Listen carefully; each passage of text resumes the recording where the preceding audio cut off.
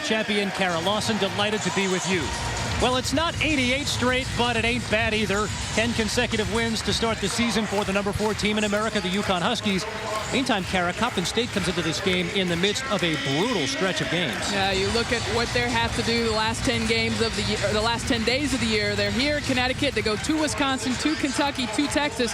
So a brutal stretch for Fame Mitchell's team. They're going to have to really, really try and start it off on the right note. And then when you look at Connecticut, 7 freshmen for Jim Calhoun. Who knew going into this season that they would have such success early on? The maturity process has been expedited, and they've got a great lead guard in Kemba Walker. Kemba Walker, the America found out just how good he is. Kara, in Maui, he's averaging 28.1 points per game. The leading National Player of the Year candidate. This guy means everything to UConn with his great scoring ability. And then Michael Harper for Coppin State. Here's a smooth shooting guard. He's got great range, but he can also bring the noise, taking it to the rim. Well, look at your starting lineups. Tony Gallo is the reigning co-Mid-Eastern Athletic Conference Player of the Week. He tied for a team high in scoring with 16 points last time out against West Virginia Tech. Meantime, Alex Oriaki comes into this game averaging a double-double on the season, although Jim Calhoun says he wants to see him develop a killer instinct. What a terrific coaching matchup we have in this one. Jim Calhoun in his 25th season as the head coach of the UConn Huskies. 14 seasons at Northeastern prior to arriving at UConn. 831 career victories. He passed former Mount St. Mary's head coach Jim Phelan into sole possession of 6th place on the career win list. Meantime, the venerable Fang Mitchell. 9 of 10 MEAC regular season titles during the 1990s. He is the 6th-time MEAC Coach of the Year. 25 seasons at Coppin State. 4 NCAA tournament appearances, Kara, including that upset of number 2-seeded South Carolina back in 1997. I remember that very well. South Carolina, Coppin State as a 15 seed. And you look at what UConn has done this season. Starting off unranked, they were picked 10th in the Big East, and they've rocketed up the polls with that tremendous Maui tournament, beating Michigan State and Kentucky. And Jim Calhoun said to us today, you know, we're a little bit further along than I thought we'd be at this point. He praises his freshmen and how this team has come to work every day. Now, this is a team that went to the Maui Invitational unranked. They toppled Wichita State, and then the very next night beat number 2 Michigan State, and then the very next night number 8 Kentucky. It vaulted UConn all the way up into the top 10, and they entered this game number 4 in the country. The officials are John Cal, Clarence Armstrong, and Paul Thaya, and we are underway. Tap controlled by Kemba Walker and the UConn Huskies. And you'll see Coppin State start out. They worked a lot of shoot around today. 2-3 zone, really trying to negate the penetration ability of UConn's guards. Three-pointer on the way from Roscoe Smith, back iron. Offensive rebound by Okwandu, and he's fouled. Decide to play a 2-3 zone. One of the hardest things for your players to do is to check out, to box out on the shot, because you're not guarding a man, you're guarding an area. And you see Okwandu is a guy that's been a little bit enigmatic so far this season. Jim Calhoun wants a lot more from a 7-footer. First free throw attempt is no good. Foul called on Brandon Dowdy, his first of the season. Yeah, what a different dimension he gives this UConn basketball team when he's out on the floor and playing well. UConn did add some depth along the front court. We'll talk about that throughout the course of the game, but the Huskies break the ice, a 1-0 lead. UConn starts out in man-to-man, three-quarter court pressure by Kemba Walker. Hakeem Ellis thought about a 3 for a moment. This is Michael Harper, the star of Coppin State front rim, and UConn will look to push. Walker in the secondary break.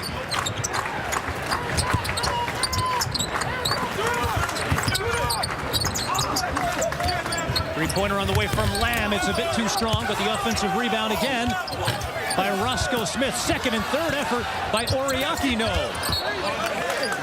And they'll say last touch by Coppin State. Yeah, 3 possessions, or 3 shots at the basket, I should say, and 3 offensive rebounds for UConn. So size is an element in the game when you've got Okwandu in there, and Oriaki comes out now for Olander, but Coppin State going to have to be more diligent on the box outs. Already the first substitution of the game, Tyler Olander in for Jim Calhoun. Calhoun did not have to go far to recruit Tyler Olander. He was playing at E.O. Smith High School in Storrs, Connecticut. Walker's first attempt is no good. So the size advantage already showing for UConn.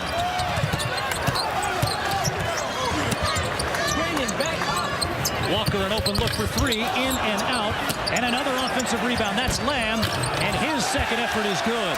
See, the quality of shot that UConn is getting is exactly what Coppin State wants, contested jump shots, but their inability to get on the glass is going to make it a long night for them. Kara, that's already 7 offensive rebounds for UConn, and this game's not even 2 minutes old.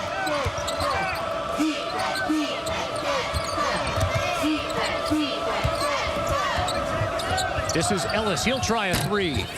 Back iron, and Olander comes down with it.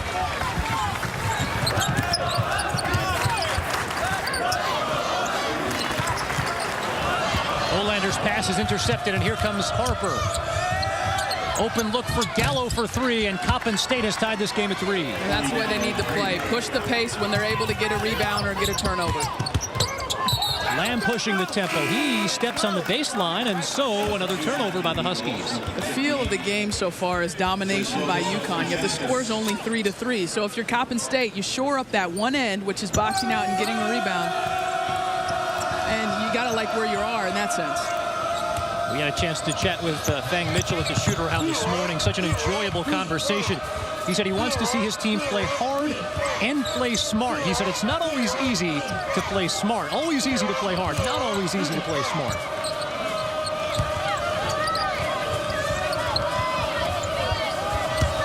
This is Williams. Kicks to Harper. Sweet stroke.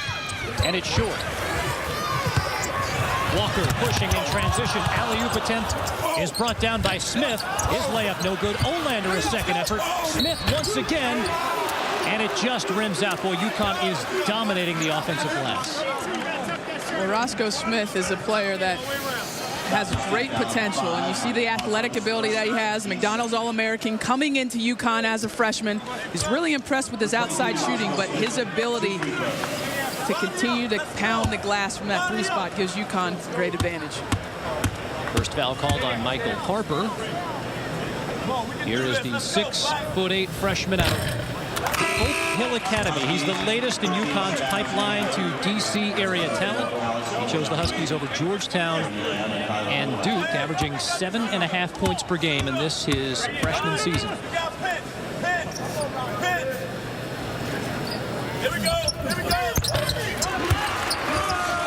Alex Oriaki back in the game. He guards the inbounder as the Huskies continue their full court pressure.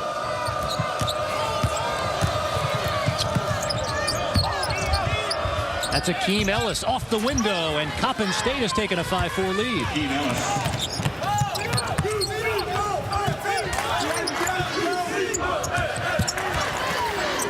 What's the key to attacking this zone? Well, if you look at UConn, they're going to flash people to the high post in the short corner. But the key and what the coaching staff was talking about, particularly George Blaney, their assistant coach, is make 2 play 1. If you can make 2 play 1 in the zone, you're going to get an open shot on the back end. Offensive rebound again by Akwandu. The best way to attack, it looks like early on, is throw a shot up at the rim and let one of your big guys get the O-board. 10 offensive rebounds already for UConn, and the full court pressure forces a turnover. I love this lineup when Shabazz Napier, the freshman there, number 13, when he comes into the game, it's more like a 2-point guard lineup for Jim Calhoun. So either guy can bring the ball up the court, but what this kid does is he brings great on-the-ball pressure, really takes their defense to another level.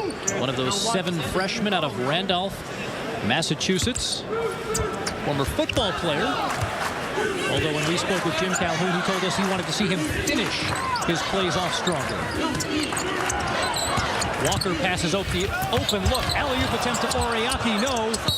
And they'll say last touch by UConn. Huskies dominating the offensive glass, but just a 1-point lead to show for it. We're coming back to the XL Center after this. ESPN News exclusive presentation of college basketball is presented by Kay Jewelers. Every kiss begins with Kay. I don't know how he does it. I don't know how they do it. I don't care if you're playing checkers. You can't win that many games in a row. And they've been able to maintain excellence over an extraordinary period of time. And in women's basketball, there's been nothing better than UConn basketball. UConn men's basketball head coach Jim Calhoun speaking of the streak that Gino Auriemma and the UConn women's basketball team has put together, 88 consecutive games. Karen Lawson, you went to 3 Final Fours at Tennessee. What does 88 straight wins mean to you? It's amazing. It's a remarkable achievement when you look at the focus, the preparation, and the execution during the games. I mean, every night, other teams are giving you your best shot. So remarkable. And UConn women play tomorrow night right here in the XL Center against Florida State to look to extend their streak to 89. We'll have that game for you on ESPN2. They'll take on Florida State. Good defensive pressure by the Huskies forces a turnover. Here is Napier. Gives it up to Niels Giffey in the game for the first time. Head fake. Jumper is too strong, and Coppin State finally grabs a rebound. Here's Tony Gallo, deep 3.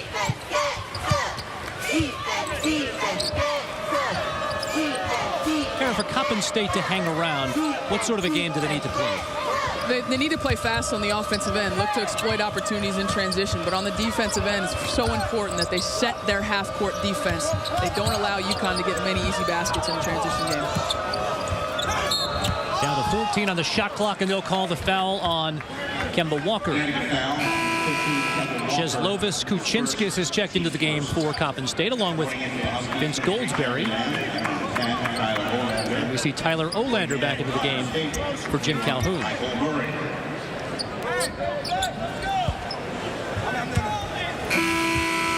You look at UConn, and this is their first game after their exam break. So they've been in practices for a couple weeks, and you can see the rust on the offensive end with their jump shots. But also with Jim Calhoun really trying to figure out his post rotation behind Oriaki. Who are the guys that are going to step up? Smith in transition. Olander spinning. And it's Gallo who comes down with it, so the sloppy play for UConn continues. That's Michael Murray into the paint. Jump ball situation. And the possession arrow will stay with Coppin State.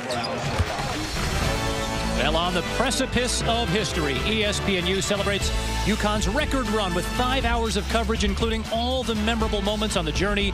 UConn's record run on ESPNU Tuesday starting at 1 Eastern. 5:30 Eastern ought to be interesting. They'll debate the streak, as much of that debate has already gone on across America, debating whether or not it is up to the standard that the UCLA men's basketball team set. Well, a personal foul on Okwandu, his first.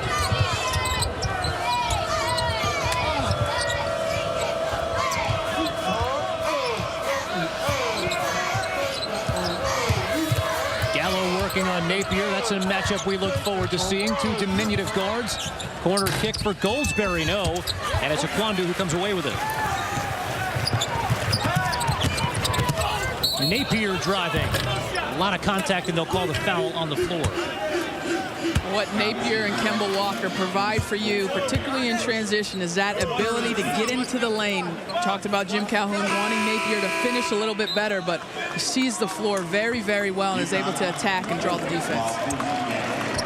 First foul called on Vince Goldsberry as we see Jamal Coombs McDaniel check in. One of the graybeards on this team. He's a sophomore out of Dorchester, Massachusetts. Here's Napier in the paint. Sent back by Kuczynskis.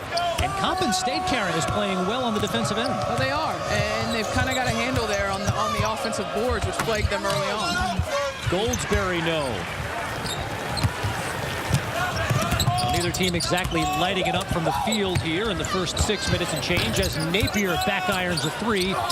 Offensive rebound fought by Oriaki, and he'll work his way to the line. So if you're UConn, here's what's going on. You've not shot a great percentage from the field. You're settling for jump shots when you have a significant size and power advantage on the inside. So I'd like to see them do a better job of looking for their post players. Their post players doing a better job being in the lane. That's the advantage. We could see it early on. Get it into the big guys. Oriaki, a 56% free throw shooter, knocks down the first. Last year as a freshman, he had 14 rebound games. Josh Boone and Emeka Okafor, the only other UConn players to do that. He was a member of the Big East all-rookie team, and he is the interior presence for Jim Calhoun and the Huskies.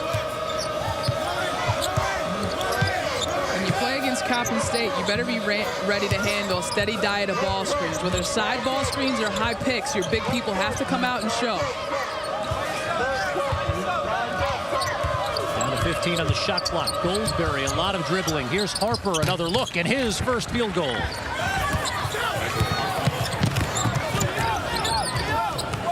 Michael Harper comes into this game averaging 16 points per game. And Goldsberry gets his hand on it, almost forces another turnover.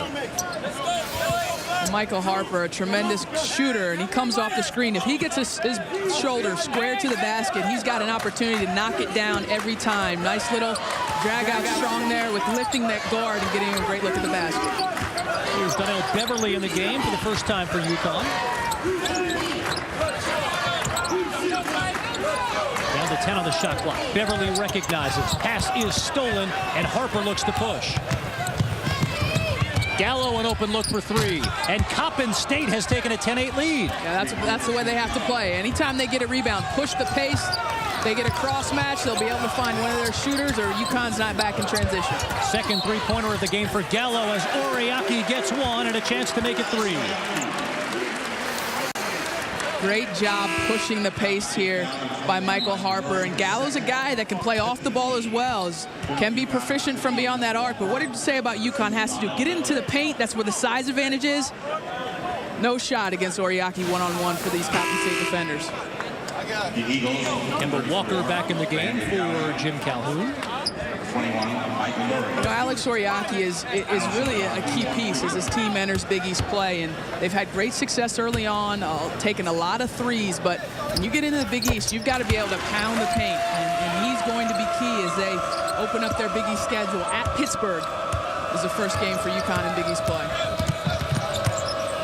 Well, UConn's not looking past anybody, certainly not Coppin State, but they're definitely not looking past Harvard. Jim Calhoun made a point to tell us that that's a big, big game for his team. All these games are big for his team, but he did think that Harvard presented some potential dangerous players inside for him.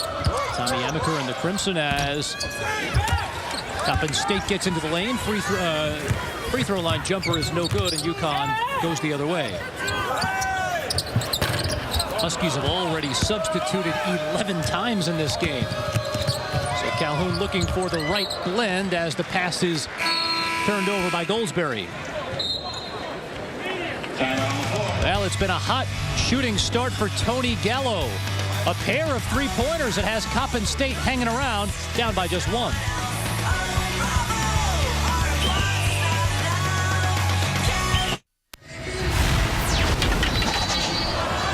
Inside the XL Center. How about the start by Coppin State, Kara? Getting out in transition, finding shooters, and their best bet is to push the pace. Fang Mitchell talks about it, not wanting to get in that half-court game offensively. It's boded well for them so far. Well, Fang Mitchell, no stranger to pulling off big-time upsets, although this one would rank up there. Over 600 wins as a head coach, including 8 seasons at Gloucester County College in New Jersey. Rebounding numbers dominated by UConn right now. And we've seen a string of upsets in college basketball over the past 7 days, including your alma mater going down twice on the men's side. Tennessee, a great Oakland team that gave Michigan State all it could handle there in the Palace at Auburn Hills, and then losing on the road by 1 to Charlotte. So Tennessee, after that big win against Pittsburgh on the road, loses twice. We'll look at some of the other notable upsets. This past week, number 22 UNLV going down to UC Santa Barbara, and Drexel knocking off number 21 Louisville as Kemba Walker gets into the paint. No, but a second effort by Lamb.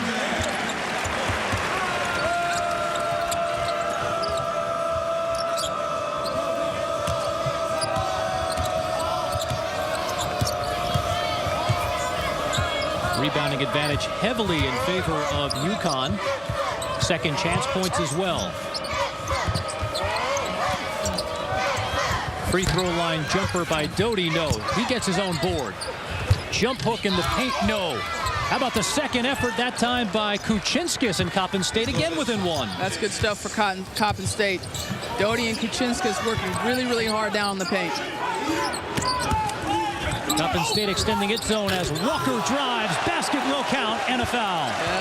That's the wow factor of Kemba Walker, and that's what he has the ability to do. And his penetration, this is a guy that goes to the line 9 times a game. That speaks to his aggressiveness in driving the lane. You cannot allow him to get a step on you, and he finishes so well. I mean, for as small a guy as he is, his ability to elevate and have great body control and finish is amazing.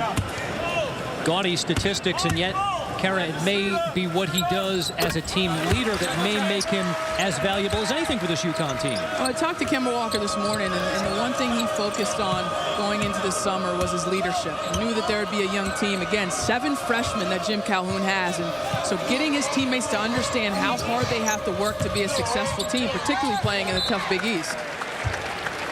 Goldsberry, a little bit of mustard on that pass. Yeah, look at what Kemba Walker has done. Tied for the NCAA Division I scoring lead.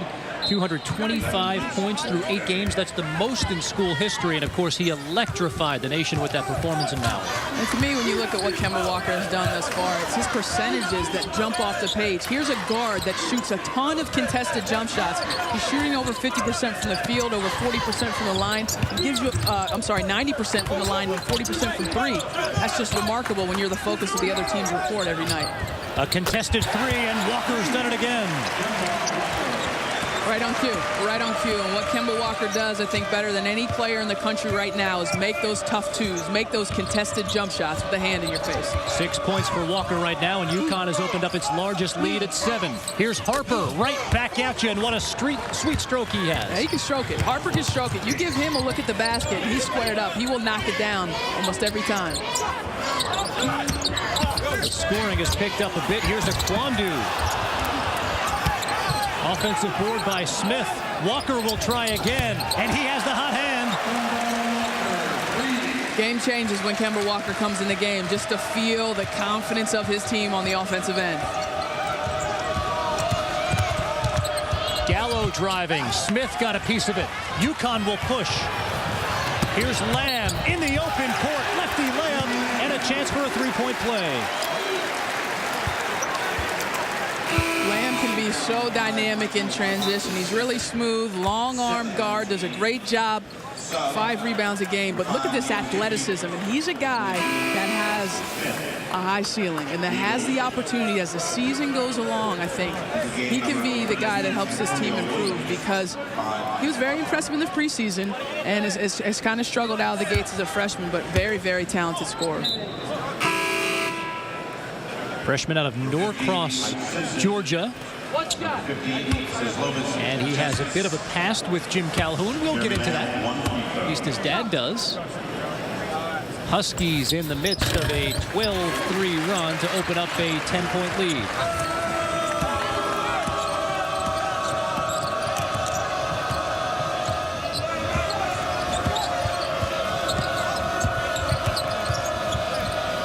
This is Doughty.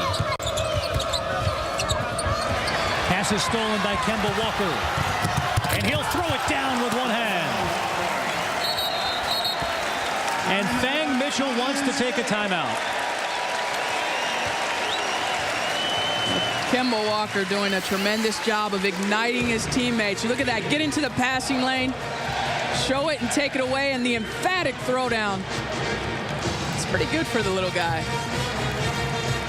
Walker's up to 11 points. Huskies in the midst of a 14-3 run. They're making shots, Kara, but how else have they opened up this 14-3 run? Oh, the defense has stepped up. The last 2 buckets, you saw the over-penetration by the Coppin State guard. They get a turnover. Lamb finishes with the and one, and there's Kemba Walker in the passing lane. So defense, this team can ignite their offense.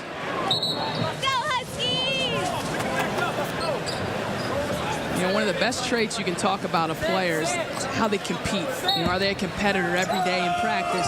Kemba Walker scores very high on those charts, and watching this UConn team practice, they were scrimmaging. His team was down, and he wills himself, he wills his teammates to win games and to win scrimmages.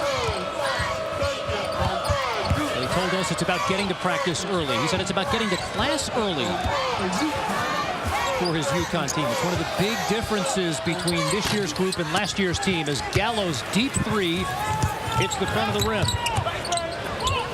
Open look for Coombs McDaniels. And they'll say last touched by Giffey.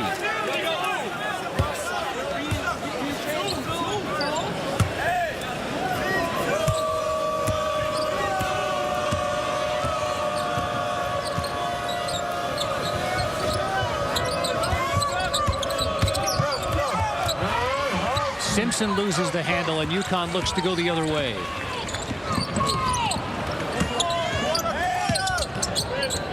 Here's Giffey, head of the circle.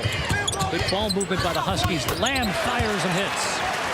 Great extra pass there by Giffey, and he just has a great sense of how to play the game. He's a better athlete than you think, and really has evolved into one of Jim Calhoun's better defenders. He's up to 9 points in this game, and I think Ukara told me that he has never seen a shot he doesn't like. That's Coombs McDaniel.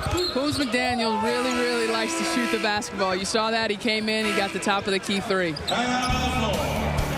Kemba Walker has got it going. He's up to 11 points to lead all scorers. UConn with a 14-point first-half lead.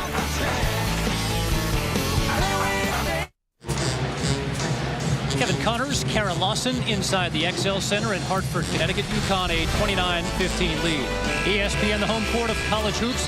Tuesday night, ESPNU shoots 2 games. First at 7 Eastern, William & Mary takes on North Carolina. And that action continues at 9 Eastern as Stanford faces Oklahoma State. Holiday Hoops presented by Kay Jewelers on ESPNU Tuesday night. That was a heartbreaking loss for North Carolina to Texas over the weekend. Great win for Rick Barnes and Harrison Barnes, one of the many talented freshmen in the country. You got Jared Solinger at Ohio State that started off the season very well.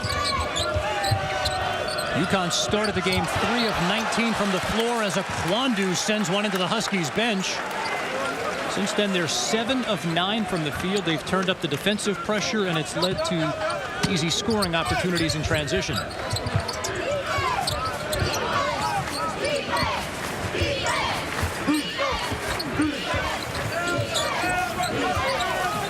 Millis has been slow to get things going, has it stripped by Olander. And now Napier. Giffey looks for his shot, uses the window, and Niels Giffey has given UConn a 16-point lead.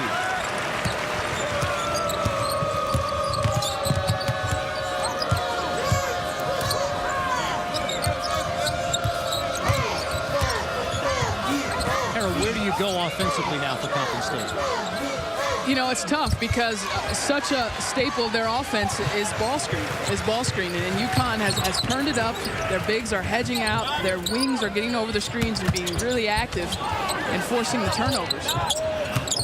Unselfish play by the Huskies gives Giffey another look for 3. Whitefield, 35. Call an offensive foul on Akwandu. So ball screen defense, you know you're going to play against it. Giffey does a great job of getting over the screen, but look at Olander. He's there, he's in the paint, in help side, guarding the penetration. And when you make good things happen on the defensive end, more often than not, it follows with a great bucket here using the glass by Giffey. Second foul called on Akwandu. He's got 5 rebounds already. Gallo's attempt no good, and it's Roscoe Smith who comes down with it. Walker drives into the paint. Scoop shot, no.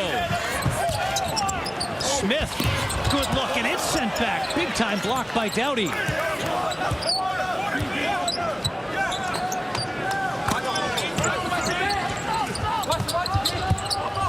Shot did not hit the rim, so the shot clock is under 10. Here's Walker, head fake, gets his man in the air, and they'll call the foul on Colin Johnson. Walker will shoot 3. Well, Johnson did a great job on the first shot fake of staying down and putting his hand up, but just couldn't help himself on that second one. And Kemba Walker very smartly leans into him to go to the line for 3. 15, Kemba Walker. 3. You asked Fang Mitchell had to go about defending Kemba Walker. He said he's watched other teams defend Walker, and he's only seen his scoring go from 30 points per game down to 28 points per game. So he said he hasn't learned a whole lot from what other teams have done. It's so difficult to guard a guy that is so proficient from beyond the arc. And so a regular shooter, you'd get up and crowd. Kemba Walker's tremendous in penetration. We talked about him getting to the line 9 times a game. And then, as I said before, the best guy in the country at making contested jump shots. And the goal of any defense is to make a player take tough twos. This guy takes tough twos and he makes them. Yeah, Fang Mitchell said some players don't want to shoot it. He's one who does want to shoot it. Makes it with a great efficiency as well. All 3 free throws, and UConn's lead is 19.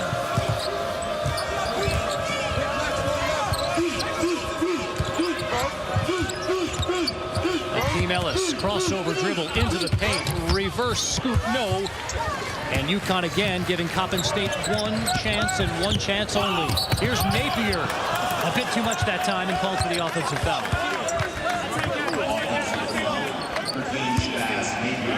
A little bit of over-penetration for Shabazz Napier, and he can be dynamic in transition. He gives the ball fake, and Colin Johnson steps in there and takes the charge. Great play.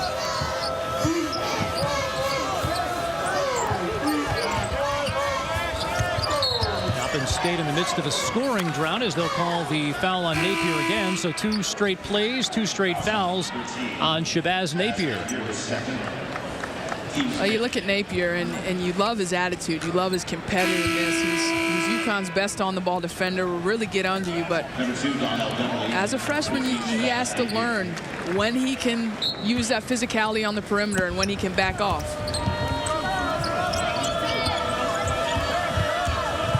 More than 4.5 minutes since Coppin State last scored a point. Here's Hakeem Ellis. Deep 3 and not even close.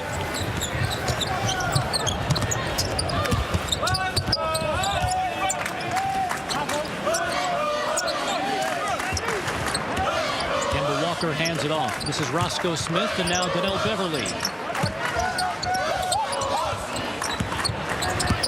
Beverly had a wide open look. Drives to the basket and scoops it in. That's his game. That's Donnell Beverly's game. Getting into the paint, usually creating for teammates, but he can finish and score. And one of the co-captains along with Kemba Walker. Senior out of Hawthorne, California. Has Final Four experience for Jim Calhoun's team.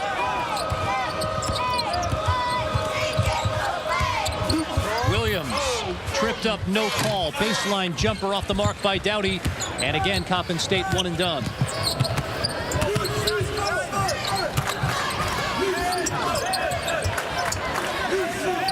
We've seen Kemba Walker be maybe at times too unselfish tonight, Kara. He's passed up a good few opportunities. You know, Kemba Walker understands the game, and you know, this game in particular is about trying to grow as a team, grow as an offense, and he's not going to take a hurried shot early in the shot clock. I think that's part of his maturity now as a junior, understanding he can get that same shot in the last 5 seconds.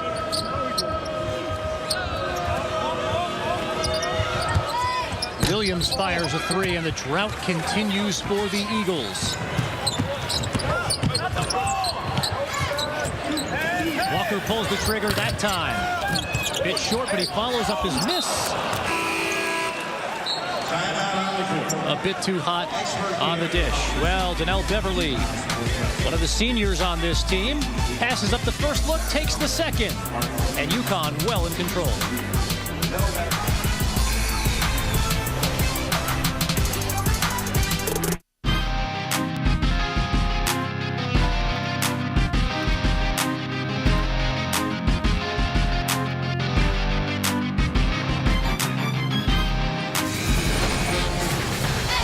Precipice of history, ESPNU celebrates UConn's record run with 5 hours of coverage, including all the memorable moments on the journey. UConn's record run on ESPNU Tuesday starting at 1 Eastern. We'll have a live pregame from the XL Center, 6 Eastern on ESPN2 rather. And then the game tips off at 7, UConn and Florida State. And there is 2-time Wade Trophy Award winner Maya Moore. Maya Moore just really in the midst of one of the greatest careers that we've seen in women's college basketball. Two-time State Farm Way Trophy winner, two-time national champion, and a great opportunity to repeat both of those things for the third time this season.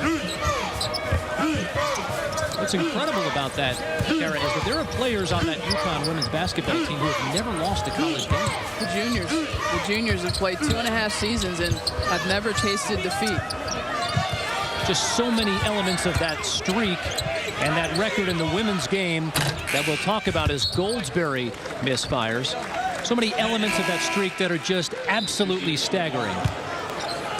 When you look at the fact that they've won 86 of their 88 games by double digits. The first game or the second game of UConn season right here in the XL Center against Baylor was the closest one-point win, but they've dominated women's college basketball the last 3 seasons. This is Lamb trying to establish Oriaki inside, and the pass was a bit too low.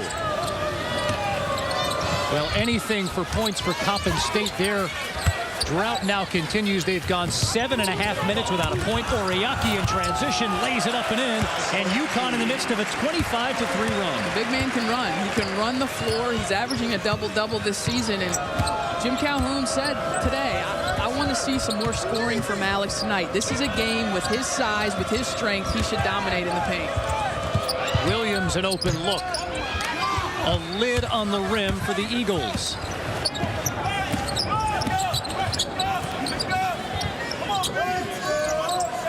Here's Olander from 15.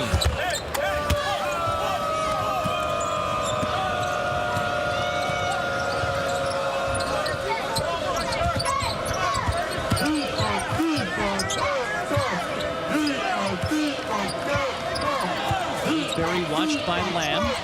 Dip under 20 on the shot clock. We near the 1:30 mark of the opening half, and Coppin State trying to do anything to break this drought. Here's Akeem Ellis. Nice looking move that time, and it finally ends 8 minutes and change, Kara, without any points.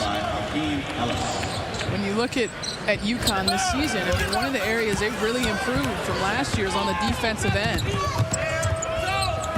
In that much talked about tournament in Maui, they were spectacular on the defensive end, with Oriaki clearing the boards and defeating Michigan State and Kentucky.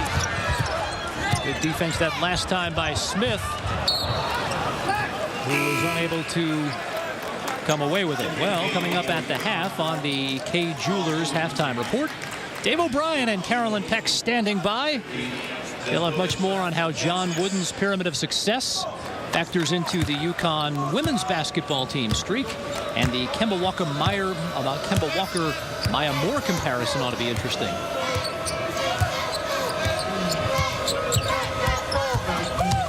Goldsberry left-handed layup, and it's a 4-0 run for Coppin State, and Jim Calhoun wants to let his team know about it.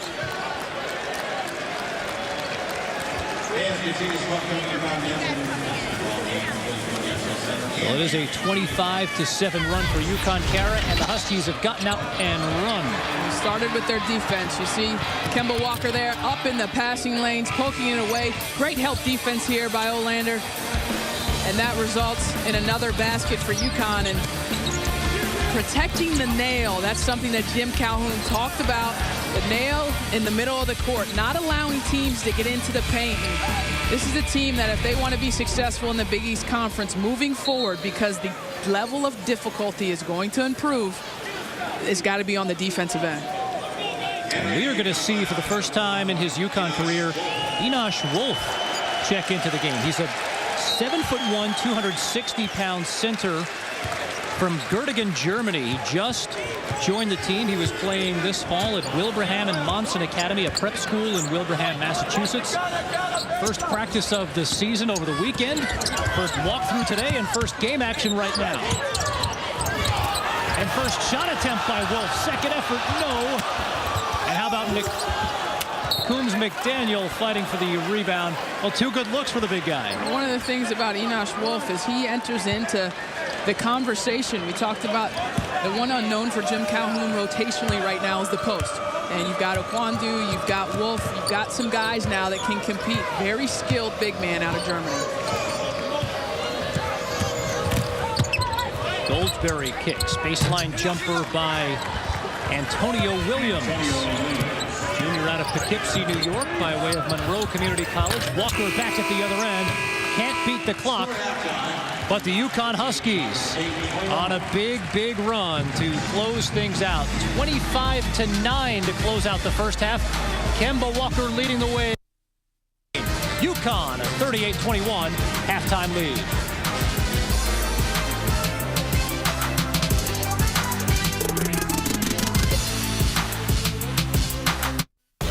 You're watching the Kay Jewelers Halftime Report. Well, good ball movement by the UConn Huskies in the first half. Lamb getting himself open. He has 9 first-half points. And Connecticut leads by 17 over Coppin State. From the XL Center in Hartford, I'm Dave O'Brien alongside Carolyn Peck.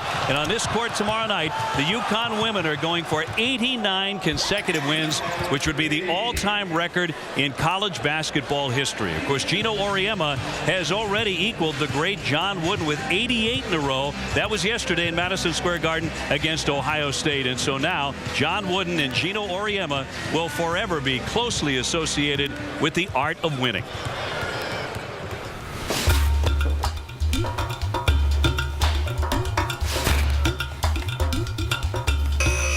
Perfection.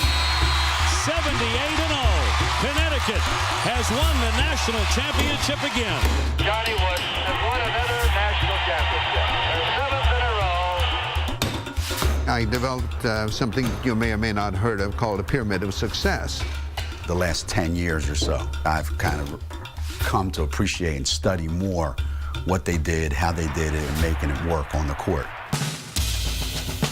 My basis was all, don't worry about the opponent. Do everything you can to be the best you can become. We don't get a breakdown here. We wait to set up. If you're playing against the game itself, and you're trying to accomplish certain things that the game demands of you, now all of a sudden you don't even recognize who the opponent is. Moore fires and scores, and the Huskies up 3. There's only 2 kinds of coaches. I say this all the time: those who coach great players and ex-coaches. Bill Walton is considered the best big man to come along since Lou Alcindor. Talent makes the coaches rather than coaches making the talent. It's not about the individual, it's about the collective whole that is UConn basketball. Being unselfish, sacrificing, those are probably the 2 things that stand out the most between what they were doing and what we're trying to do. It's amazing how much can be accomplished. It's astounding how much can be done when the ultimate call is for one is for all and the credit is reached for by none. Some teams can't handle being undefeated. There was a lot of pressure on them, and of course there's the pressure on myself too. And you can't show it too much, or that's going to hit your youngsters more, but it was difficult not to. There's a theory that says you should be going in there loose and relaxed, no pressure. Nobody's expecting you to win, I'd rather be the favorite going in. People say I'd rather be the underdog. No, I don't want to be the underdog. I would always rather be the favorite. Those will make you competitive. They have won 75 in a row. The streak extends to 80 for UConn. I want the scores to be a byproduct of our preparation, and if we're good enough and prepare properly, we'll outscore them. If we're not, they'll outscore us, and there's nothing wrong with that as long as we've made the effort. Perfection, admire it, aspire to it, demand it, but don't require it.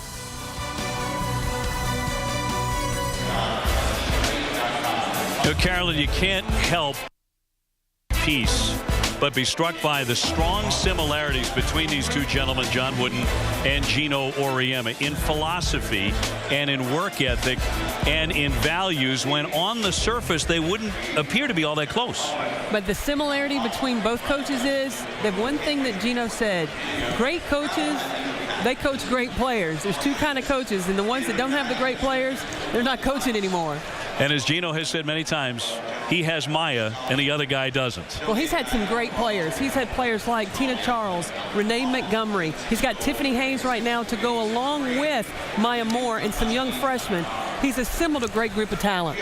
On the topic of Maya Moore, when we come back, a closer look at the two great UConn stars on the men's and the women's side, Kemba Walker and Maya Moore, and what makes them shine. This halftime report is presented by Kay Jewelers, the #1 jewelry store in America. Every kiss begins with K. This halftime report is presented by Kay Jewelers. Every kiss begins with K. Kemba Walker with 14 points in the first 20 minutes and 5 rebounds to lead Connecticut to the 38-21 lead over Coppin State here at the XL Center. Very special time to be a UConn basketball fan with 3-time All-American Maya Moore leading the women to the brink of 89 straight wins, while Kemba Walker has Jim Calhoun's men flying high, ranked number 4 in the country. Of course, that stunning championship in Maui where Walker was unstoppable. He has been amazing.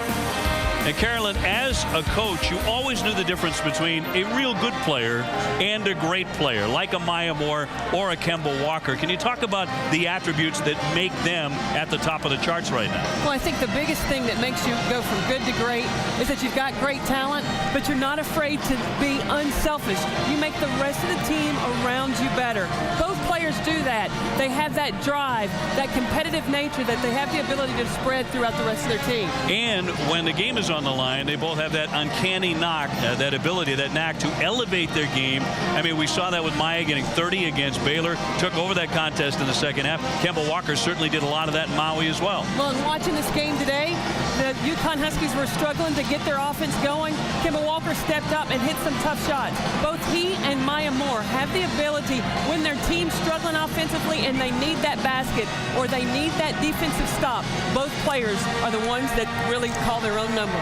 Well, this one is a bit of a warm-up for us because tomorrow night on ESPN2, it's the quest for 89 for UConn as they face Florida State at 7, shooting for college basketball's all-time streak. We have a full day of UConn on ESPNU. And that kicks off right away in the afternoon with a very, very busy day. At 1 o'clock, The Climb, UConn's quest for perfection. At 3, Baylor UConn, a breakdown with Gino Auriemma. At 5, UConn legends in the roundtable. And at 5:30, we debate the streak. We'll be back with the second half here from the XL Center in Hartford in just a moment.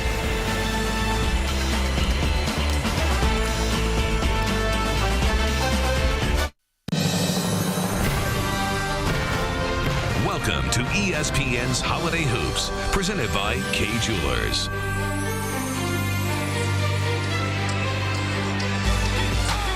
Back inside the capital city of the state of Connecticut, Hartford, and the XL Center, UConn, a 38-21 halftime lead. Kevin Connors and Kara Lawson back with you here. UConn with more offensive rebounds than Coppin State has total rebounds. And we promised that Kemba Walker would be electric, scoring the basketball. We've seen the entire repertoire. Well, Kemba Walker averages about 28 points a game, right on schedule with 14 in the first half. And you look at this ability, and I think he does this as well as anyone, driving, finishing through contact. And there was a stretch in that first half where UConn struggled offensively. Kemba Walker igniting that offense with 2 deep threes, and then defense. Defense turning into offense right in the passing lanes. Great sense of when to make a play, and then when you've got all the tools he has, you can get guys going up, be the puppet master that you are. Kemba Walker, great first half for him offensively. Walker leading the way with 14 first half points. Neither team is shooting the basketball particularly well. Both teams struggling from three-point range, and then the second chance points really tell the story. Offensive boards, second chance points, paint points. Put a check mark next to UConn. Next to every category, they really dominated, but I'm sure Jim Calhoun at halftime, the team did not shoot the ball particularly well. We saw that 33%, and then towards the end of the half, when he was forced to call that timeout, Coppin State was getting deep into the paint and finishing shots. And defensively, UConn has done a terrific job in shutting down Michael Harper, just 4 first half points. Yeah, Michael Harper's a guy that needs clean looks at the basket. He's not as much a penetrator. Nice pass there by Oriaki. And Kwandu, the easy finish, slam dunk inside, and UConn opens up a 19-point lead.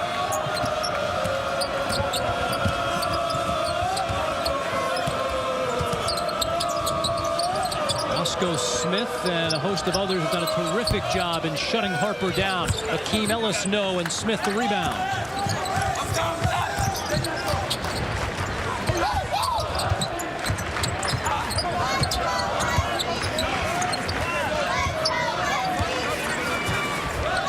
What does Jim Calhoun want to see in the second half? I think better execution on the offensive end. You look at that zone, and they had a long stretch there in the first half where they struggled. They really struggled attacking that zone. And I still think as we move forward with Jim Calhoun, it's about that post rotation. Who's going to step up? He's going to look to see what Okwandu can do, what Wolf can do, what Olander can do in the second half. Well, he's finding out what Jeremy Lamb can do. He's already got 12 points, and UConn now with its biggest lead of the game at 22. Gallo into the paint. Smith, another steal. Okwandu, and now Oriaki. He's hacked on the attempt. Foul called on Antonio Williams. Well, they're looking to get the ball inside, Kara. When you look at what Alex Oriaki brings to the table, he's a player that inside needs to touch the basketball, and you see the nice drop pass from Oriaki to Okwandu, and then Okwandu returns the favor here on the fast break, and Oriaki gets to the line. Timeout on the floor by Coppin State. We'll take one with them. UConn a 22-point lead.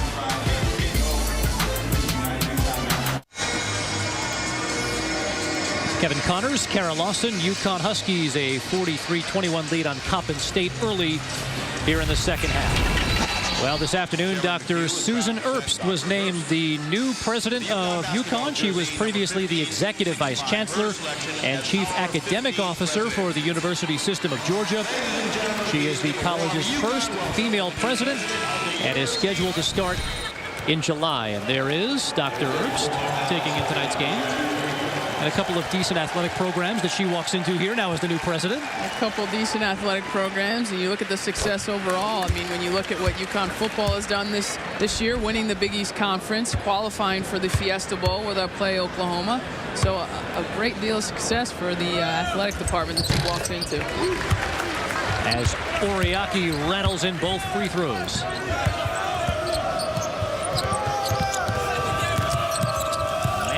Full court pressure by Kemba Walker. Down low, this is Ellis. His shot sent back by Okwandu.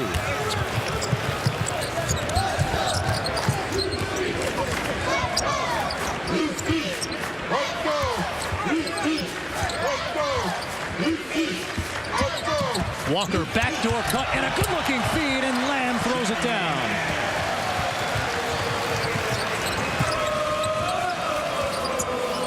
UConn getting all it wants on the offensive end. They've opened up a 26-point lead.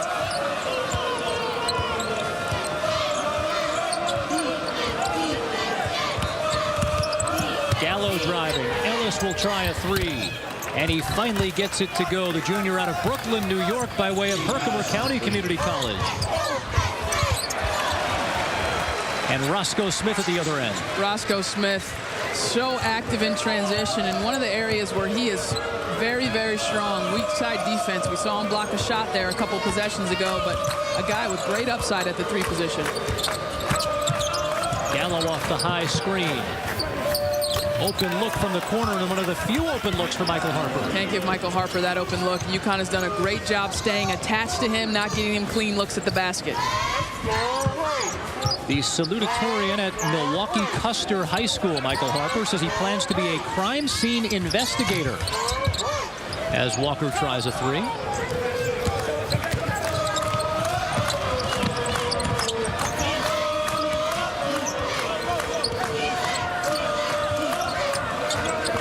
Point UConn lead. They grabbed control midway through the first half as Gallo knocks one down, and Coppin State finally starting to get some things out of their offensive sets.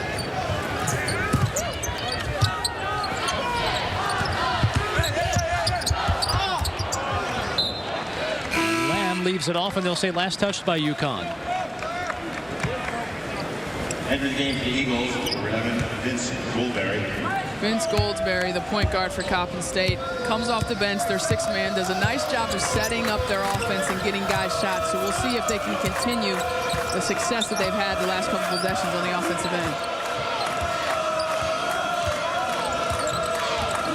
one of the leaders of Fang Mitchell's team. He told us, made a point of that in our pregame chat as he'll head to the free throw line. 35, Charles Wonders, third. First on the team. What you look for in a senior point guard is a guy that understands the concepts, that understands what you're trying to get across as a coach. And Fang Mitchell talked about what Vince Goldsberry means to this team. He is an extension of him out on the court, and you know his setup ability. He runs the scout team in the shoot-around, so he understands the other team's plays. What is Fang Mitchell hoping to get out of this game at this point? You know, you're still worried about execution, even though his team's down. They're down 19, so it was 16 minutes to go. You're not out of the ball game, but his team has to grow, and they were picked tied for last in MEAC. I mean, this is a team that didn't have a lot of expectations, and so this 4-game trip on the road here to end December can really spur their growth as a group. Baseline drive by Kemba Walker and the reverse layup.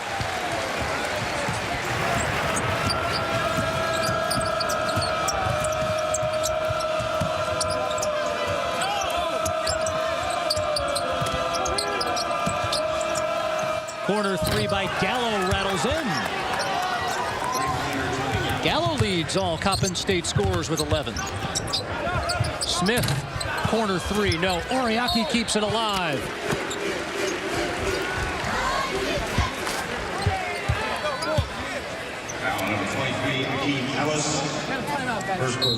Well, Kemba Walker came into this game tied for the nation's scoring lead at 28.1 points per game. He's got 16 right now. The UConn lead is 18. More second half action coming up after this.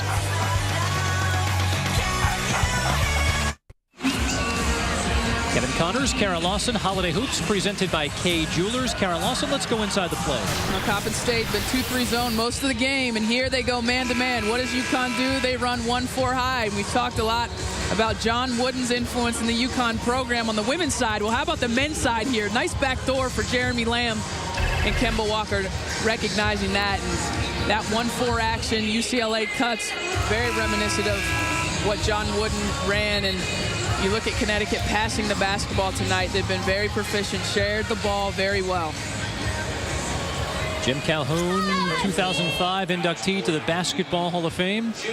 Following season, he was enshrined in the National Collegiate Basketball Hall of Fame. Two-time national champion winner, and a man who brought this program from relative obscurity to national prominence on a year-in and year-out basis, and he is honored here in the XL Center. There it is, the Naismith Hall of Fame, class of 2005. It's really remarkable what Jim Calhoun has done with this program, and you look at the NBA, and you see so many success stories that have come out of this program. UConn has 14 players in the NBA this year. That's more than any other school in the country. It is amazing, and as we spoke about that in our pregame chat, I started thinking about, yeah, that's right, he's a UConn player. Oh, yeah, he's a UConn player as well.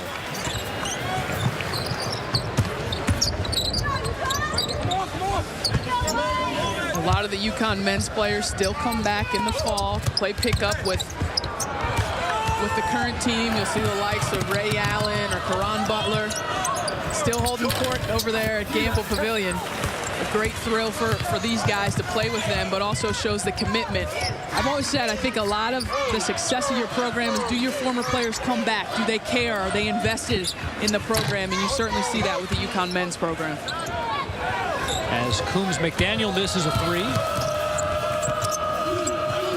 And there's a former NBA player and UConn alum now on Jim Calhoun's staff, and Kevin Ollie. Good look inside that time by Napier, and Smith unable to get the finish, but he'll shoot two.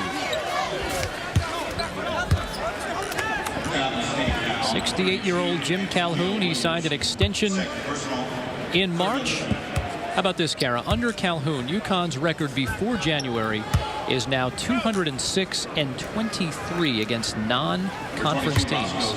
It's remarkable. I mean, when you look at the program that Jim Calhoun has built here, and the quality of guys. We talked about Kevin Ollie and what he meant to this program, been in the NBA 14 years, and really helping to serve as a bit of a mentor for Kemba Walker. And when you can have a former player on your staff that has cred, right, that has credibility of playing in the pros and playing under your coach, it just helps you out so much in terms of what you're trying to get across and the message, because the message is being delivered through a variety of ways, and one of them is your former player.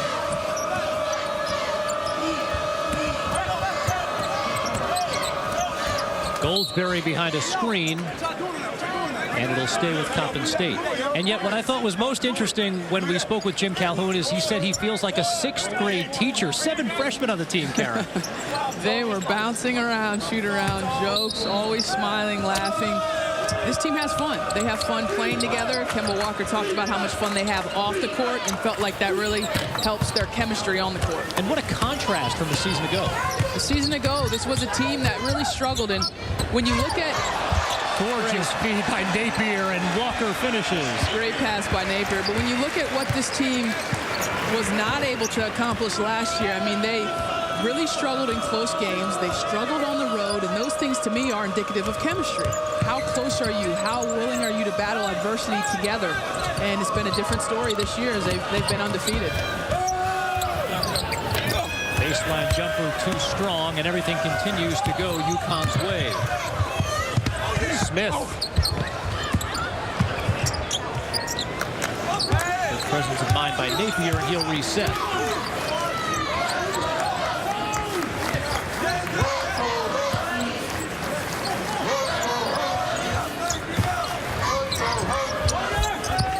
Down to 10 on the shot clock. Second effort by Oriaki again. Well, that was a nice look there. Coons McDaniel goes to the short corner. Anytime you can get to the short corner against the zone, you force 2 guys to play you, you're going to get an open look. Gallo drives to the basket. That one will count, and he has a chance for a 3-point play. He's been the scoring star for Coppin State in this one. He's been fearless tonight. When you look at his ability to knock down shots in transition, he has a couple threes in transition, but then his penetration off of the ball screens. He's been the one guy for Coppin State that's been able to manufacture some offense. As Aquando checks back in, Oriaki takes a break. Gallo up to 13 points now for Coppin State. The only Eagle in double figures.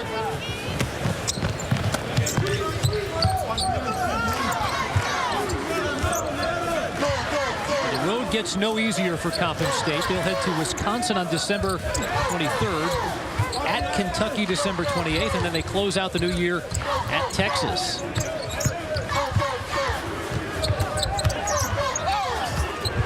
Coons McDaniel has it taken away. Here's Harper through the legs dribble, stripped by Giffey, and they'll say last touched by UConn. Huskies 10, Tyler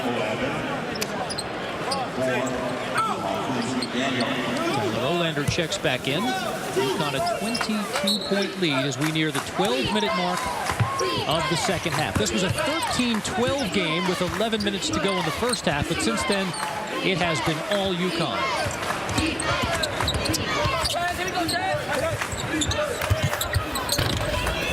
Ellis from the corner, no dice.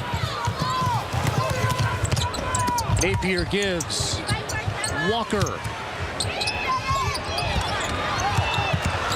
Well, a scrum, and they'll get a foul called on Tyler Olander. Good-looking dish by Shabazz Napier to Kemba Walker, who's got 18. UConn up big.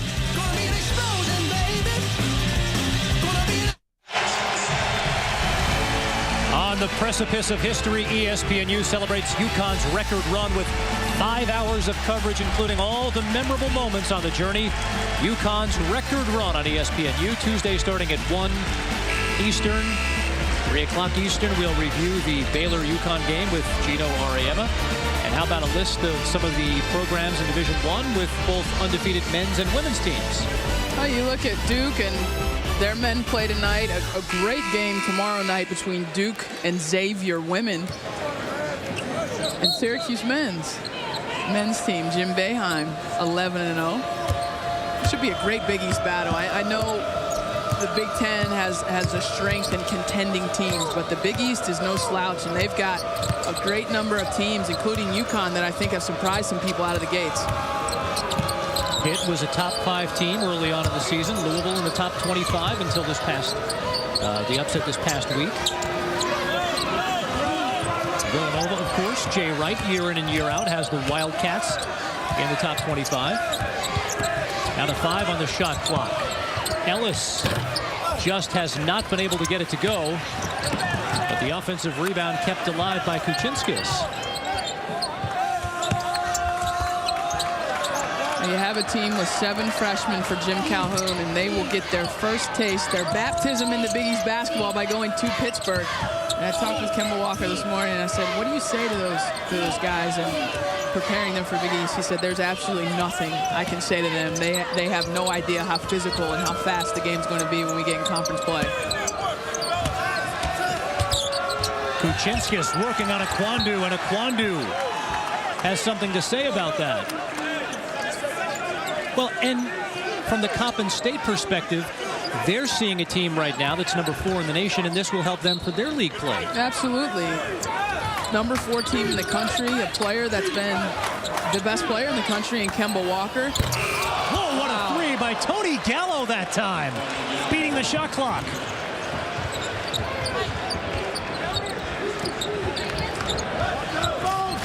He's got 17, and that caught the attention of this XL Center crowd, who has enjoyed UConn dominating this one. Olander's second chance, no. Last touched by the Eagles. How about this range, Kara? Tony Gallo from nearby Massachusetts, and shot clock going down. Great presence of mind, and going against Shabazz Napier, probably one of the few guys all season long he's going to be taller than, going to be able to get that shot off under duress. You're saying he's from nearby Massachusetts. Not that that shot was from nearby Massachusetts. It was close, yeah. Akwandu, big-time chin-up, and the Huskies open up a 21-point lead.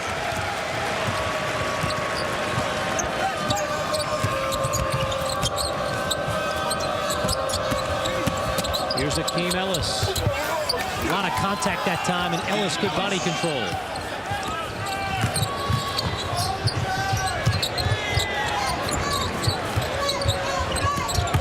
Good interior look. Olander, an easy one.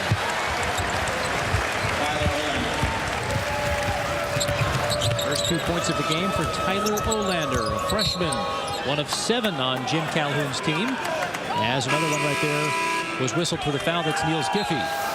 Charles Okwandu's been a guy that's really been under the crosshairs, where Jim Calhoun had one of his better weeks of practices all season long. And with Enosh Wolf, who just checks into the game, joining this team, you know, that's going to be a battle for minutes there at the center position. Competition breeds excellence, right? Absolutely. You love competing against one another in practice, and for those guys to have another 7-footer in practice to go against every day, and their styles differ a little bit. It should make the team better. Good-looking drive by Vince Goldsberry. He's up to 5.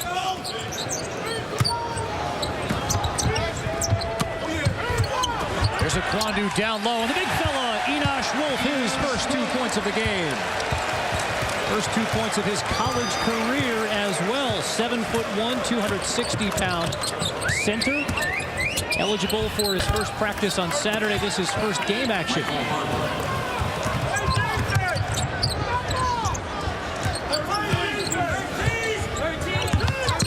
Lamb gives it to Wolf again, and it's the Enosh Wolf show.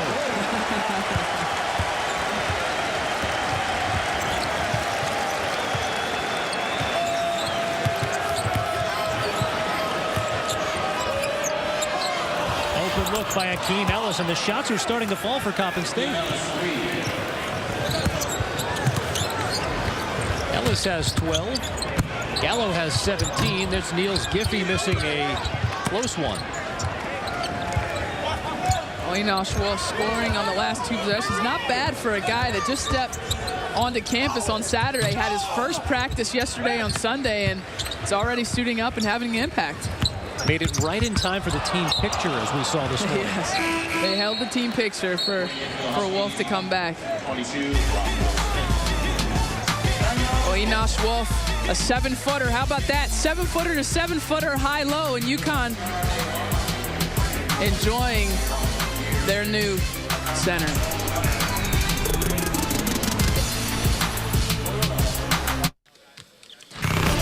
ESPN News exclusive presentation of college basketball is presented by Kay Jewelers, the #1 jewelry store in America. Every kiss begins with Kay.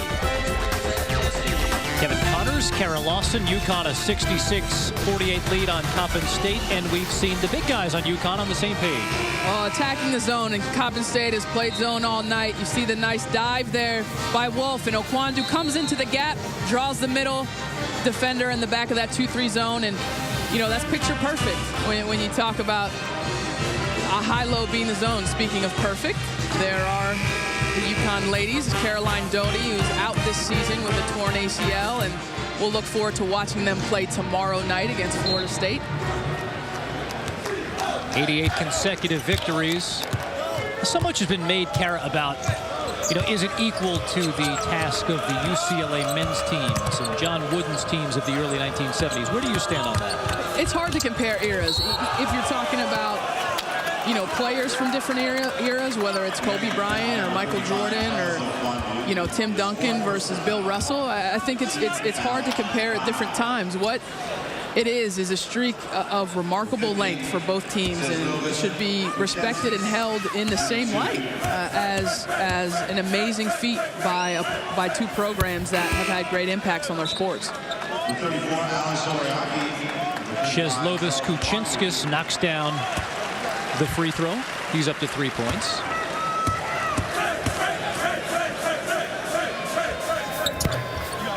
And Coppin State back to within 16. Probably a bit closer than Jim Calhoun would like to see at this point in the game.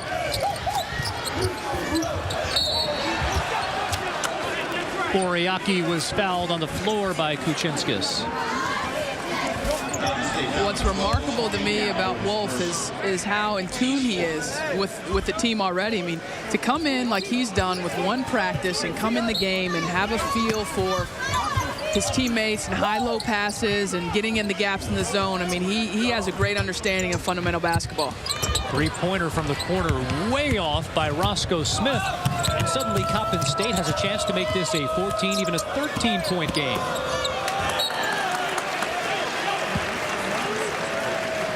Wolf that time on the defensive end.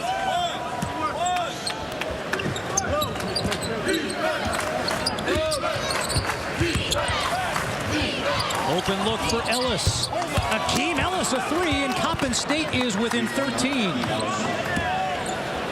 The things that UConn did in the first half, getting a hand in the face, closing out the shooters, recognition of where shooters are. Coppin State has gotten loose here in this second half and been able to knock down the shots. Eagles in the midst of a 9-0 run. And so Kemba Walker goes to work. Offensive rebound again by Oriaki, and he'll go to the line. Eagles foul at 5. Michael Harper, his third. Team foul at 5. Third foul on Michael Harper. That sends Oriaki to the line. 2 foul shots. At a career-high 18 rebounds in the season opener against Stony Brook. He's got 10 and 6 thus far tonight. Oriaki, a guy that Jim Calhoun would like to see be more physical, use his body. I mean, look at his frame. He's got a great frame. He's so strong underneath the basket. And when you get into Big East play, to be able to handle yourself in the paint, particularly their first game at Pittsburgh, you know how physical Jamie Dixon and Pitt plays. He's going to have a load on his hands on a nightly basis in that conference. 2 missed free throws, but Coppin State turns the ball over. Here's Walker, who's been quiet in the second half. Into the paint, Oriaki again, but he touched it last. Returning for Coppin State,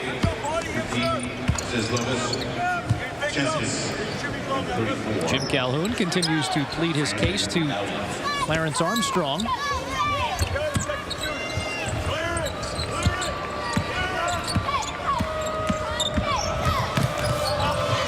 Here's Gallo, who leads all Coppin State scorers with 17.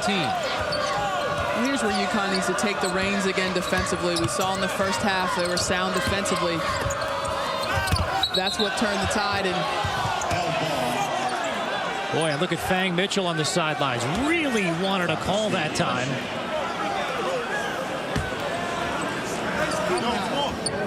Jump ball situation, and so it stays with the Eagles. But boy, Mitchell really wanted a foul call.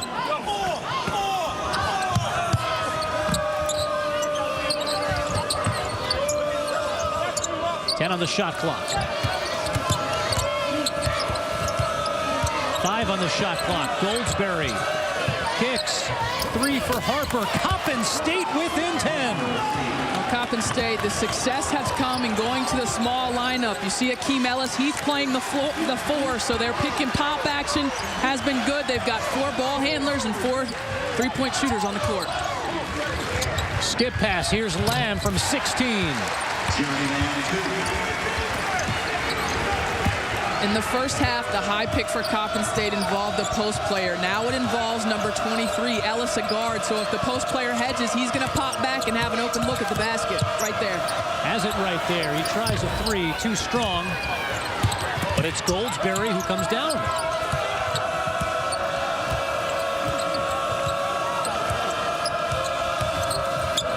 You see there where the pop doesn't work, when it's a 5 player that doesn't have that outside ability, it's a little bit easier for UConn to guard. Oh, good look that time by Gallo. It was too much, and they'll call Kuchinskis with the foul. Well, you see here, Coppin State, nice end of the shot clock, fine there by Goldsberry. And then Jeremy Lamb stemming that tide, but you know, that high pick with the 4 player popping back, UConn's going to have to change how they're defending it. Stay closer to that 4 player popping back, because now it's Ellis, a guard who can knock down the shot. Eagles stay in that zone. They've been it most of the game. Oriaki up and under. Well, if you go small on one end, it's beneficial on the offensive end. It can hurt you on the defensive end, especially with the size of Oriaki. Coppin State 10 of 22 from 3-point range in this game. But they were 3 of 11 in the first half, so the shots have been going down in the second half as Harper tries to go one-on-one to no avail. Harper's got to shoot that. He's got to shoot that basketball when he gets a clean look.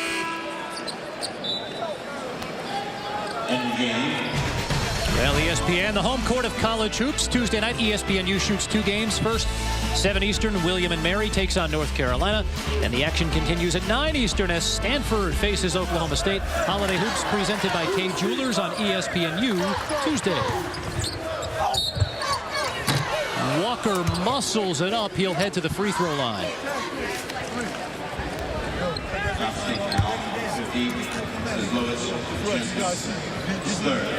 Fang Mitchell's guys have battled. I mean, they've come in here and looked pretty bleak to start at the end of the first half to start the second half, and Tony Gallo got their offense, resuscitated their offense, and going to this small lineup has really allowed them to score.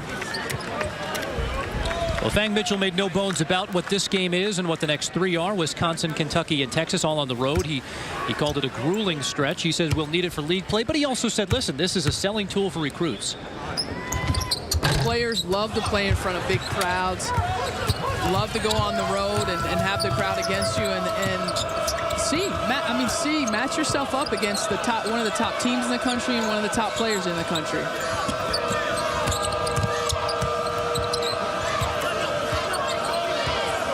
Okay, we see the adjustment.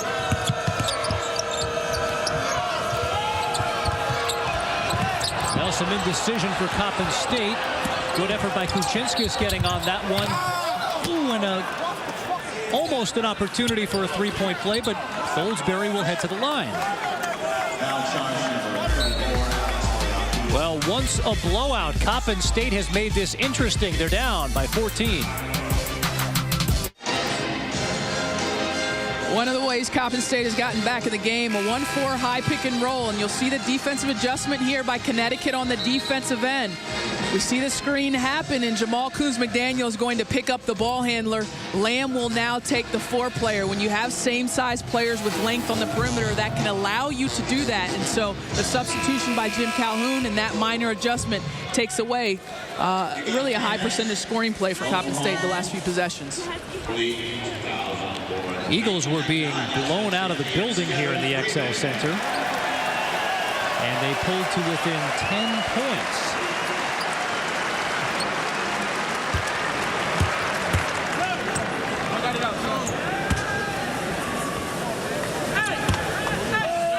Coppin State shooting 48% from the field in the second half as Vince Goldsberry knocks down the first free throw. His uncle Dexter Boney played college basketball at UNLV, later played in the NBA with the Phoenix Suns. Goldsberry 1 of 2, and the lead is 13.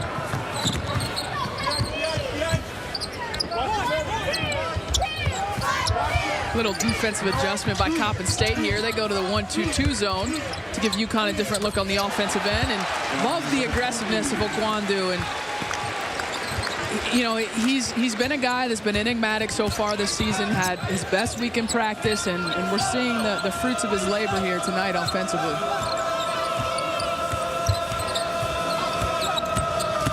Here's Gallo, drops it off to Kuchinskis, muscles it up. Okwandu defensively has been a factor in this one. Basket and a chance for a three-point play for Akeem Ellis. It's a great move by Akeem Ellis, and great hustle there to get the offensive rebound, track it down. Nice little change of direction to get the defender off balance. And Jim Calhoun can't feel good about defensively the change that his team has taken on in the second half. I mean, Coppin State so proficient here in the second half scoring the basketball. First foul called on Jamal Coombs McDaniel. No chance or no conversion on the three-point play, so the lead stays 13.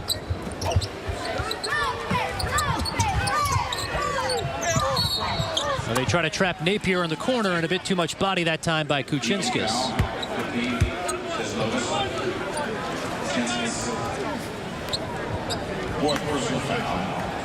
It'll send Shabazz Napier to the free throw line. All right, so the taskmaster that he is, what will Jim Calhoun point out in the film session about this game? The big emphasis for UConn during this break has been defensively, and they were so good defensively in Maui. I mean, that was the key to their success in beating those top-tier teams. And, of course, Kemba Walker scored the ball so well, but this team has to be very good defensively if they want to make noise in the Big East Conference.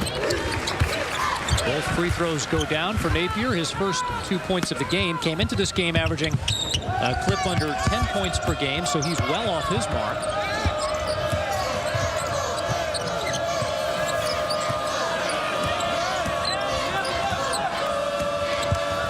Gallo kicks, open look for Ellis. Way too strong. But Kuchinskis, the offensive board. Great hustle.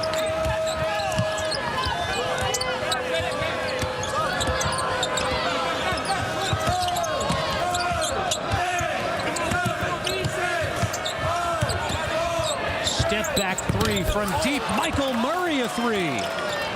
More than X's and O's, Kevin. They're just flat out hustling UConn. You see it on the offensive glass. You know, they're getting to the loose balls, and as a result, they're getting second chance opportunities. Again, down to a 12-point lead. Here's Kemba Walker. Steps back. His first 2 points since the 13:46 mark of the second half.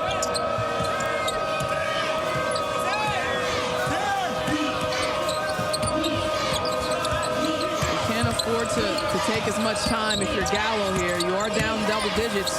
There's only a minute and a half left. Ellis shot blocked by Okwandu. May have been on its way down. Certainly Fang Mitchell thought so. Fifth blocked shot of the game for Okwandu.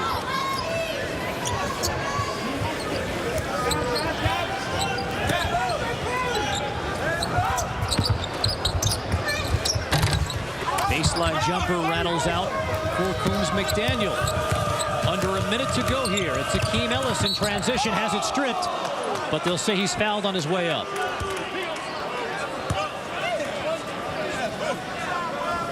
UConn foul 14, Shabazz Napier, his third. 8th foul on Huskies. 23, Ellis.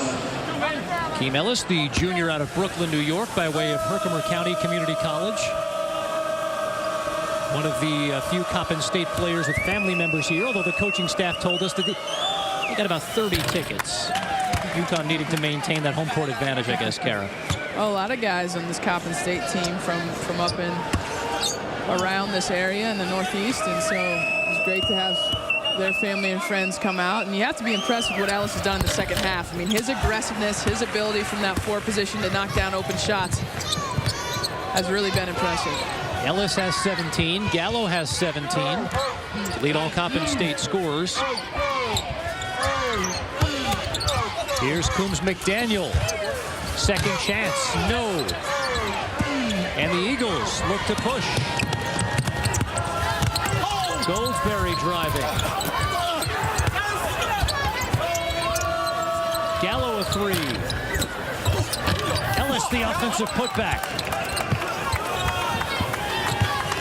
Well, UConn led this game 47-21. And although it's a 12-point lead and perhaps a 12-point victory for the Huskies, and they dominated both the offensive glass and the defensive glass, nice second-half effort by Coppin State. Great second-half effort by Coppin State. And, you know, UConn saw some flashes from a couple of their 7-footers, but Jim Calhoun will not be happy with this defensive second-half performance. UConn Huskies move to 9-0 on the season with a 76-64 win on Coppin State. When we come back, we'll be joined by the nation's leading scorer, Kemba Walker. That's coming up after this.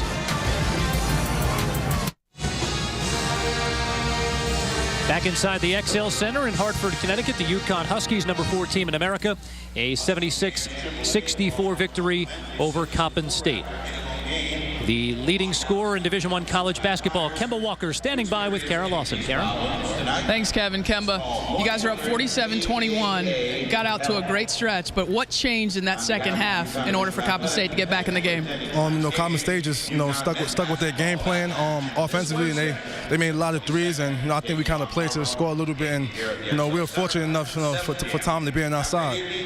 As a leader on this team and Big East Conference play looming, you've got 7 freshmen. What knowledge can you impart to them to help prepare them for conference play? Well, we gotta learn how to close our games. If we up by that much, we gotta learn how to keep the pace on our side and keep the momentum. As a nation's leading scorer, tonight it looked like you were really trying to get other people involved, but then when the game got close, you looked to attack. How do you sense that, and when do you know that it's time for you to take over a game? Well, it's just a feeling. At one point, in the first half, we couldn't really get our offense going. I just wanted to, get our offense going, make a couple of shots, and just take whatever the defense gives me. Okay, thanks for your time, Kemba. Kevin, back to you. All right, Kara, thanks very much. Kemba Walker, 20 points to lead the Huskies. UConn a 76-64 win over Coppin State. Jen Rosati joins us after this. Tuesday, UConn continues its record run on ESPN2, 7 Eastern. The Huskies go for win number 89 in a row versus number 14 Florida State. Live pregame coverage starts at 6 Eastern on ESPN2. Well, one of the players who got the ball rolling at the University of Connecticut, Jen Rosati. From 1992 to 1996, she starred for the Huskies, won a national championship in 1995, the first under Gino Auriemma, one of the pioneers of this dynamite women's basketball program at the University of Connecticut, and now the head coach at the University of Hartford. She joins us now here on our broadcast. Jen, nice to look back at some of those memories of your playing day. 88 consecutive victories. What does that mean to you? It's unbelievable. We went 35-0 my junior year and then lost the first game of my senior year. So that was the end of our streak, and it's just really phenomenal. Now that I'm in coaching, to believe that a coach and a program can just maintain that level of excellence every single night for 3 years. You've played under Gino Auriemma, and what is it about him that allows his players to play their best and to really thrive in pressure situations? He's a tremendous motivator. I mean, he absolutely knows how to get the most out of his players, and he gets them to want the most out of themselves. A lot of players will say, oh, I want to be great, I want to be an All-American, but he really knows how to make them want that, to come every single day and to push themselves and to expect more and to want more of themselves. And it's just amazing that he's been able to do it for so long with every single group that's come through there. You now coach at the University of Hartford. You coach against Gino Auriemma now. What are some of the things that you took away from him as a head coach that you now employ as a head coach? Well, certainly all of the fundamentals of my coaching philosophy came from my playing days. And I think that what's important as a coach for me is to pay attention to the little things and to understand what's important and to push my players to be their best and to be great people on and off the floor. And again, just doing the little things every single day in practice, every drill, every possession, wanting to, striving for perfection. You always hear UConn players say that we always strive for perfection. We know we're not going to be perfect, but we try to be perfect. And that's what I'm trying to do with my program as well. You've established quite a program at the University of Hartford, a team that's made it to the NCAA tournament on several occasions. Tell us about your team this year. Well, we're young this year. We're coming off of our best season ever last year. We were ranked for the first time in the top 25 and got an at-large bid to the NCAA tournament for the first time. Now we're starting 3 sophomores, a freshman, and a senior. So you can imagine it's been a struggle, but we're finding that consistency. We're finding that flow, and I'm really confident heading into conference play in 2 weeks that we're going to have a chance to contend for a championship once again.